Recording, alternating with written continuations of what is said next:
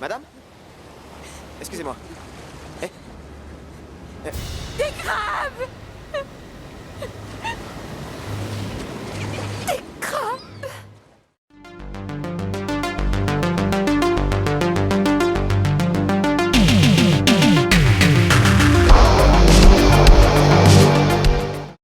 We are here to talk about the terrifying horror movie, CRABS. That's not right. Cut this bit. No, but we are here to talk about CRABS. Although CRABS would be a pretty good creepypasta. Yes, CRABS. This one is directed and written by Piers Berelheimser, or something like that. It's a long ass name. Anyway, this is a kind of a B-movie creature feature that's trying to emulate the movies like Gremlins primarily, but I would say it's more along the lines of Critters. Scratch that, it's probably more along the lines of kind of Munchies and Ghoulies at best. What is the story? Well, it focuses on a small seaside town in America somewhere, but this town is besieged by killer horseshoe crabs that seem to have a taste for human flesh.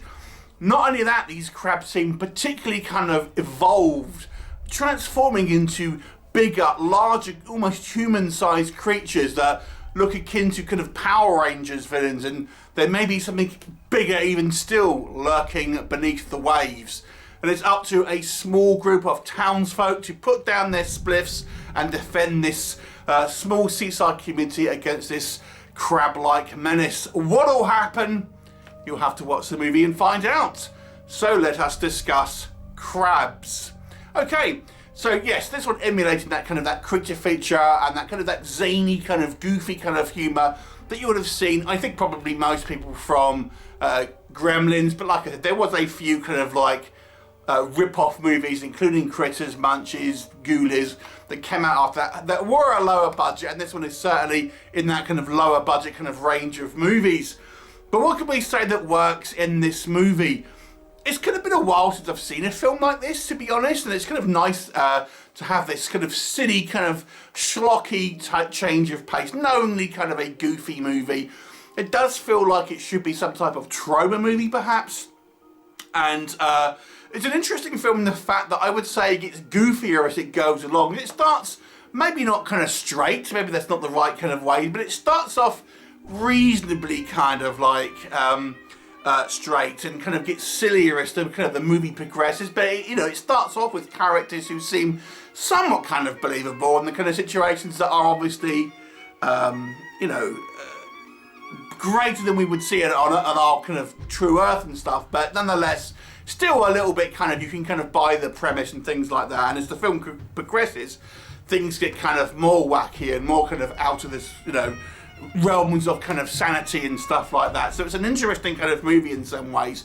Now this is obviously a very low budget movie, but you can tell it's a movie that has had quite a lot of reverence and love whilst making it, with the kind of these quite fun kind of practical kind of creature effects from the kind of like the horseshoe crabs, which are kind of aggressively attacking people, and that they use a mix of kind of puppets and kind of radio controlled ones to kind of zim around the floors. And I actually gotta say, I quite liked the actual design of those. I thought they worked pretty well, and they're the things that will really remind you of kind of movies like kind of Gremlins. And then we have the kind of the larger human-sized ones, which kind of look like I think some of the bad guys from like the Dark Crystal. They had these kind of beetle-looking kind of creatures, but again, probably more like things like the Power Rangers kind of like minions that they used to kind of get, things like that. And we end up with this kind of weird kind of low budget Pacific Rim finale. So there's certainly kind of a zany humour. There is very kind of offbeat characters in this movie. I did actually quite like our adult couple, this deputy, and he's got this crush on this teacher that he used to go to school with, and they're not that far age apart and things like that. And I quite like their kind of interactions and their kind of chemistry as kind of characters and things like that. And there is some reasonable gore effect here as well. It's surprisingly kind of gory in places, considering the kind of like the lightweight, goofy tone this movie has in other kind of sequences. But there are a few sequences here where the crabs are kind of burrowing into kind of people's brains and things like that. So you will see like half a head exposed and stuff like that. So I'm gonna say I kind of quite liked it.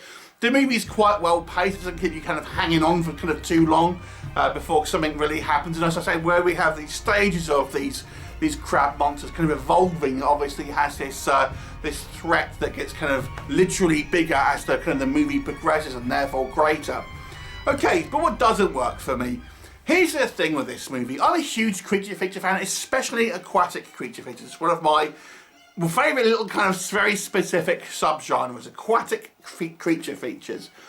But to me, I don't know, this one was just lacking something. I can't quite put my finger on it. It just wasn't as charming. Now, if I think about movies like Critters, you know, that was kind of obviously the original kind of run. I know there's been some later ones. It was the 4 movies, and I really enjoyed the second one. It was my favourite. The first one I quite enjoyed. I kind of put this along the lines of the 3rd and 4th Critters movie. They're kind of a watchable one-time kind of watch, but they're never as interesting as the kind of like the first 2 Critters. So I kind of put that in that type of category. I never really felt like we really kind of got to know our sort of characters. I quite like the small kind of interactions that we had between our police deputy and the kind of the teacher, but we didn't get a hell of a lot of time to kind of really know them. And although this movie is kind of being played for laughs and stuff, I still think, you know, to be invested in a kind of even a goofy story, you kind of still have to have some type of connection to the characters. I really didn't think anyone was really particularly well developed.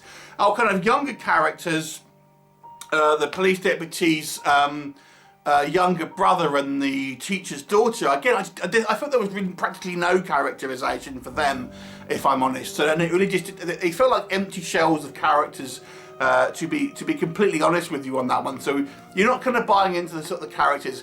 It feels so derivative of movies that I've kind of mentioned. I mean, it's maybe kind of fun if you haven't seen movies like kind of Gremlins, where we have these little kind of crab creatures kind of drinking at a bar, and one's got the DJ with his kind of a little hat on. It's kind of funny, but I'm thinking, yeah, we've kind of like, this has been done before. It's just kind of rehashing ideas that are very, very specific to Gremlins, and then kind of like, as I say, homage after that with movies like kind of Ghoulies and Munchies and things like that. So it kind of feels like this is just more of the same of that, even though it's been a while since we've really had a film like this. So there are some character choices here that I think are divisive, shall we say. There's a character called Radu, who is there for pure comedy relief. However, he gets far more screen time than I think you're probably expecting, and is going to be a character you're going to either enjoy or you are going to hate, who has a very kind of like deliberately annoying gimmick, is all I'll say. And I think most people will fall on the side of it's kind of annoying because he has too much screen time with this kind of like shtick that he's pulling. And I think the filmmakers think it's funny, and maybe it would have been had it been a smaller kind of screen time, but as it stands, it's a little bit too much. And then, although this is, I quite like the kind of the practical effects, and yeah, it's a lower budget film, so I am prepared to give this movie some leeway in that. The kind of like, it has a bit of an overuse of like After Effects style kind of CGI, which I think the movie just would have been better off not having in it, if I'm completely honest, or at least kind of reducing it down to the bare minimum, where it's kind of needed. I think kind of the little kind of fiery explosions and things like this, and squirts of kind of like bodily fluids were not necessary. And I think, again, you're just kind of noticing it, thinking, oh, that kind of sticks out, compared to what I think was actually a fairly good job done on the kind of the practical side. And I have to be honest with you, it just goes into way too silly a territory in the kind of the finale. And that finale, I don't want to say exactly what happens, but it's a kind of Pacific Rim style kind of finale. It goes on for way too long, and it kind of, the joke is funny for 30 seconds, but it outweighs, it outstays its kind of welcome, and it's just kind of like, oh, this is kind of painful to sit through now. It's like, it's beyond silly. It's kind of like, if you think of like the beginning of the movie, when we have, for example, our first like attack, yeah, it's kind of played for laughs, but there is still, you thought that there's still like a legitimate threat to human life. But in this sequence at the end, it just goes like so over the top silliness that I feel you can't really enjoy it the same way that you enjoy maybe the first half of the movie. Because it does take, before we kind of get to basically the stages where you have 3 stages of monsters, and with every stage it gets sillier. So when we just had our horseshoe crab monsters, I gotta say, even though there are sequences when it's a little bit silly with them, when they're kind of doing, human things like drinking and talking and stuff like that, when you're attacking people, it's still a little bit of kind of dramatic weight to it to a point, but yeah, it just gets sillier as the movie goes on. I wanted to like this movie more than I actually did, because I was actually quite looking forward to this. So I'd seen trailers of it for a while ago. As I mentioned, I really do like aquatic horror films, and I was expecting to like this one more than I did. I just think it's lacking a little bit of charm. It's a bit too derivative, and not as kind of enjoyable as a package, and veers a little bit too much into the silly. So much so it feels like a silly YouTube sketch at times. But there are still elements that I think did work in it, and I gotta give it up for some of the maybe not the finale, but prior to that, the practical effects were quite impressive, and there were some reasonable gore scenes. So I'll give this one a 4 out of 10. It's about the same level as Ghoulies, if you've seen that. Anyway, 4 out of 10. What did you think of it? Leave me a comment, and I'll look forward to seeing you next time. Bye for now.